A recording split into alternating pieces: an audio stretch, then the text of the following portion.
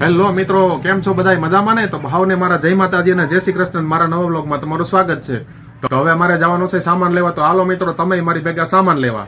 પછી તો ભાઈ હું મારી ઘોડી લઈને ભોગી ગયો સામાન લેવા. ઓ વાલા સિંગ લઈ લીધી મેં, મારો બધો સામાન લઈ લીધો ને દુકાનમાં વસ્તુ તો બહુ બધી એ હતી. એમ થયું કે બધું વસ્તુ લઈ લઉં, પણ ના ભાઈ, મારે જે જરૂર હતી એ જ મેં લઈ લીધી ને બીજા બધા લોકો એની રીતે પોતપોતાની રીતે સામાન લેતા હતા ને પછી મેં લઈ લીધું રાતનું આખું કાર્ટૂન. સામાન બહુ જાજો હતો મિત્ર આજે, અને આ પોટલું તો માંડ ચડાવ્યું. હો ભાઈ, ઉપડતું નહોતું. પછી તો આપણે ભૂગી ગયા આપણી લારી અને જોવો તમે મિત્રો, આપણે ભાઈ મહિના ફટાફટી સટાસટી કાંદા કાપવા. હો ભાઈ, પછી તો બધું કામે થઈ ગયું હતું ને આપણે મહિના હતા ભેળ બનાવવાની. આ જો તમે જોવો મિત્રો, બનાવી નાખી મેં દાણાવાળી ગ્રીન ભેળ. અને પછી તો ભાઈ જોઈ લો, તમારો લુક જોવો ખાલી મિત્રો, તમને ઓટોમેટિક મોઢામાં પાણી આવી જાય. હો મારા ભાઈ, તો ભાઈ આપણું આ પાર્સલ રેડી થઈ ગયું અને એની ઉપરથી ભભરાઈ દીધી મેં સેવ. અને પછી તો મારે શું છે કે ટેબલ ને એવું ગોઠવવાનું હતું, તો મેં ટેબલ ને એવું ગોઠવી દીધું, ખુરચી ને એવું ગોઠવી દીધું. પછી થોડા કાર્ડ કાપી નાખ્યા મિત્રો.